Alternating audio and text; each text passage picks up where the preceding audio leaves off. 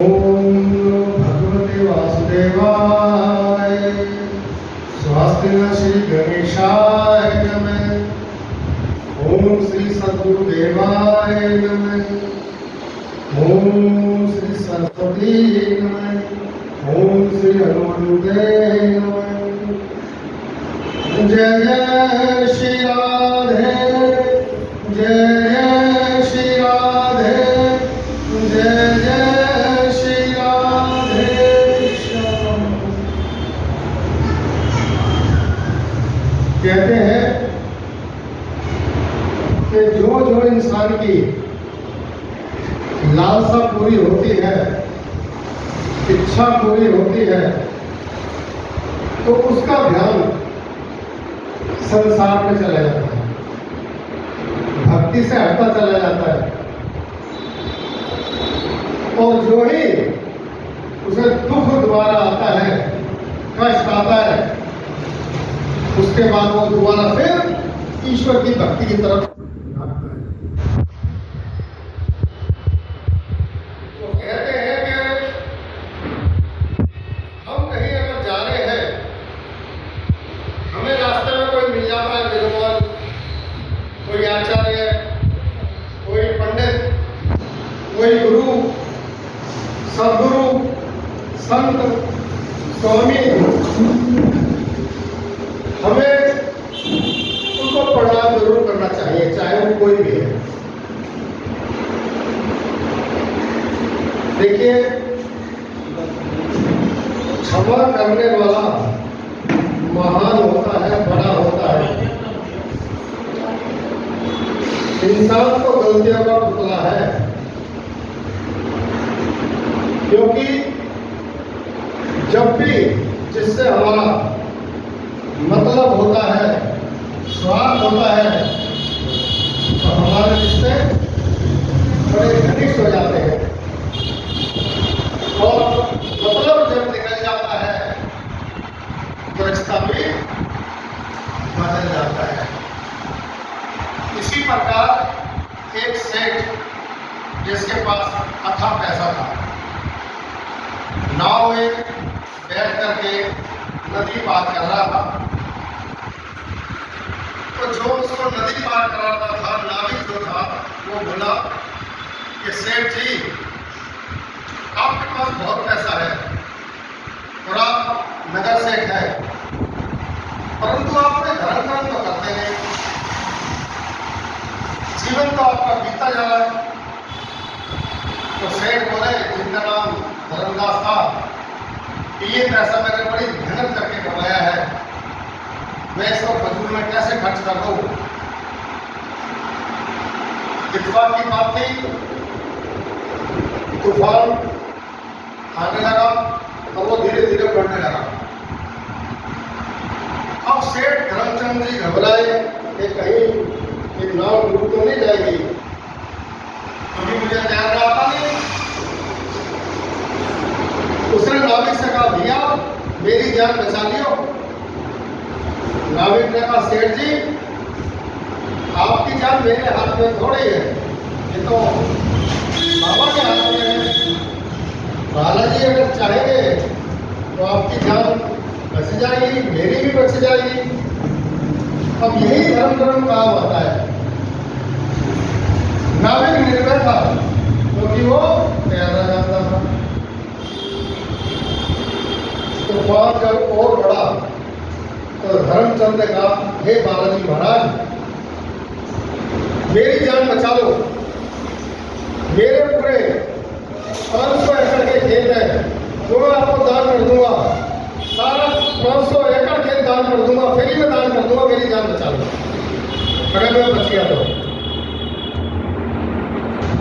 करिश्मा देखिए, धीरे धीरे तूफान शांत होने लगा। अब नाविक ने कहा, सेठ जी बालाजी महाराज ने तो आपको बचा लिया। अब धर्मचंद जी बोले, अरे कहाँ बचा लिया, मैं तो फंस गया। अब मुझे अपने 500 एकड़ के खेत फ्री में दाम देने पड़ेंगे। मगर बड़ा शातिर था, कहते इंसान का जो दिमाग है, यही दोस्त है और यही दुश्मन है। वो जब घर आया अपने तो उसने जो है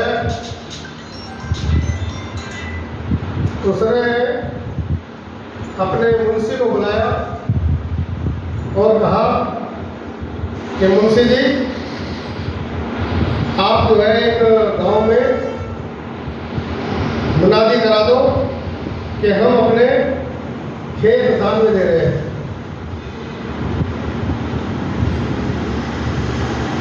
और भी आसपास के जो सेठ लोग थे वो आ गए।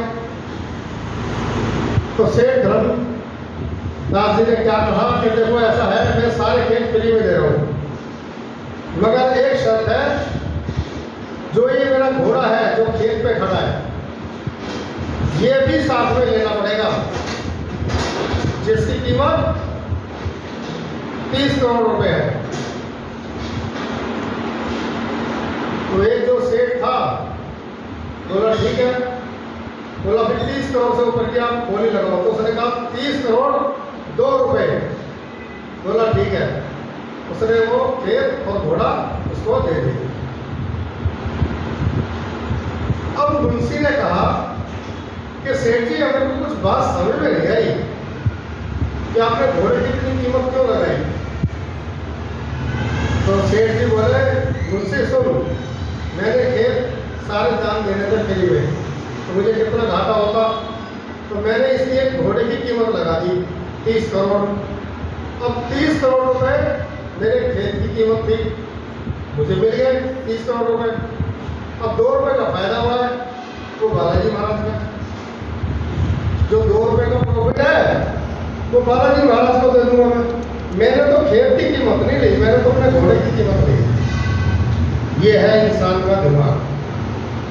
अब वो मंदिर आया, उसने कहा बालाजी महाराज, ये 2 रुपए मैं आपको चढ़ा रहा हूँ, जो कि मेरे खेत का प्रॉफिट है, क्योंकि खेत तो मैंने फ्री में दे दिए, ये तो मैंने अपने घोड़े की कीमत से पैसा कमाया है।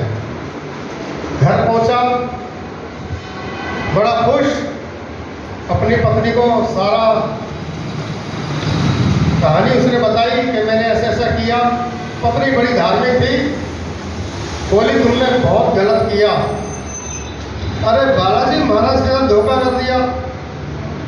सारी सृष्टि को जो चलाने वाले हैं, संकट हरने वाले हैं, तुमने उनको छल किया, ये तुमने ठीक नहीं किया। पूरे संसार को चलाने वाले हैं तो आपने बहुत गलत किया। और उनकी पत्नी ने कहा कि अगर आपने कहा है कि मैं ये सारा दान करूंगा तो आपको ये 30 करोड़ रुपए भी बालाजी मंदिर में जाके दान करने चाहिए, नहीं तो मुक्ति नहीं मिलेगी।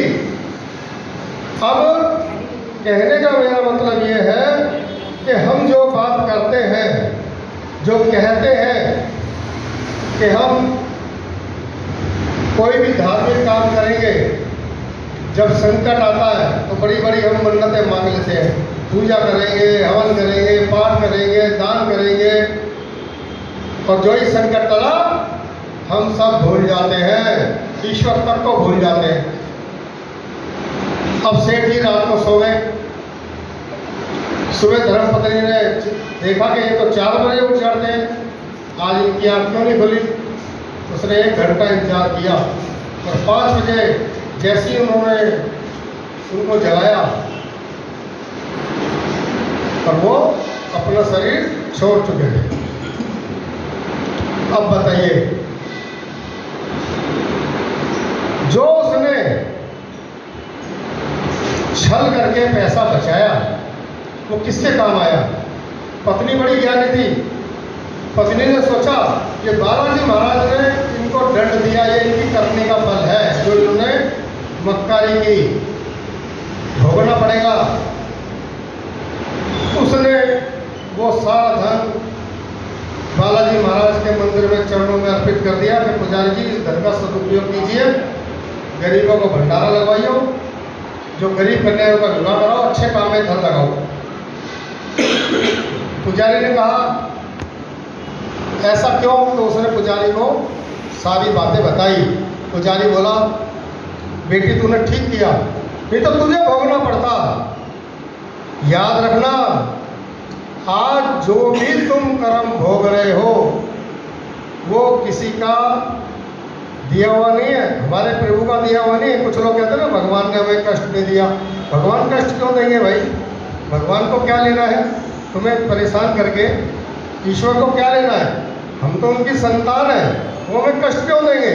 कष्ट हमें मिलता है हमारी सोच से, हमारे गलत व्यवहार से, हमारी गलत नियत से।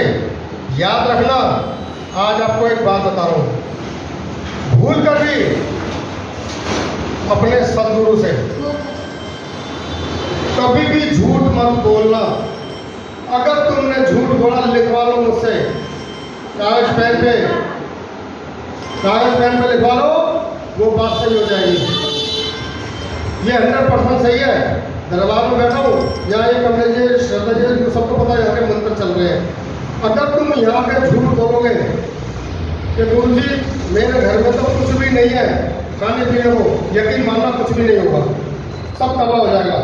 आप कहोगे बालाजी की कृपा है, रोटी खाने को मिल रही है, सब कृपा है बालाजी की, तो सब कृपा बालाजी की होगी। आप कहोगे झूठ कि मेरा स्वास्थ्य ठीक नहीं है, मैं बीमार हूँ, लिखवा लो, आप बीमार हो जाओगे, 100% बीमार हो जाओगे। और पहला सुख क्या है? निरोगी काया, स्वस्थ शरीर। दूसरा सुख है सुख समृद्धि की चाह। तीसरा है आनंद में रहने की कला। और चौथा हमारे बाबा। लास्ट में ये रहता है कि हमारे बाबा क्या है, ये जान ही नहीं पाते। जन्म लेते हैं, बचपन बीतता है, जवानी बीतती है, बुढ़ापा आ जाता है, ये नहीं जान पाते हमारे बाबा है कौन, हमने जन्म क्यों लिया है, हम कौन है, हमें जन्म मिला किस लिए है, सब भूल जाते हैं तो चले जाते। जैसे एक कपड़ा पुराना हुआ, उतार के फेंक दिया, नया पहन लिया। जन्म लिया, सारी जिंदगी हेरा फेरी करी, झूठ बोला, चला गया, फिर अगले जन्म में भुगतेगा तो, क्योंकि कर्मों का लेखा जोखा, कर्मों की चैन चलती रहती है, रुकती कभी नहीं। याद रखना, कहते जो बोएगा वो पाएगा, तेरा किया आगे आएगा, कोई नहीं बच सकता कर्म की लेखा जोखा से। इस बात को याद रखना। जिसने भी इस दरबार को आप जानते हो, कहां से कहां लोग पहुंचे और कहां मिट गए, कहां से कहां पहुंचे, कहां मिट गए। जिसने भी श्रद्धा से बाबा का दामन पकड़ा, श्रद्धा रखी, बाबा ने सब बुलंदी में पहुंचाया है। हमारे सबसे बड़ी बात ये है, मैंने आपको पहले भी कहा था, यहाँ तक पहुंचना बहुत मुश्किल है। ये जो तुम्हारे कर्म है, बहुत अच्छे कर्म है जो तुम यहाँ तक पहुँचे। ये तो बाबा की शरण में पहुँचना बहुत मुश्किल है। और जो यहाँ तक पहुँच जाता है, श्रद्धा से बैठ जाता है, सब कुछ मिल जाता है। आज एक आप पौधा लगाओ आम का, तो फल खाने को कब मिलता है? समय लगता है। और बाबा की शरण में आके तुम सोचते हो 1 मिनट में सारे काम हो जाए, जादू की छड़ी घुमा देंगे बाबा। भाई घुमा भी देते हैं, वो देखते हैं ये बच्चे का अंदर से भाव कैसा है। प्रसाद तो सबको मिलता है, लेकिन झोली के हिसाब से नहीं, भाव के हिसाब से, श्रद्धा के हिसाब से प्रसाद मिलता है। लेकिन मिलता जरूर है।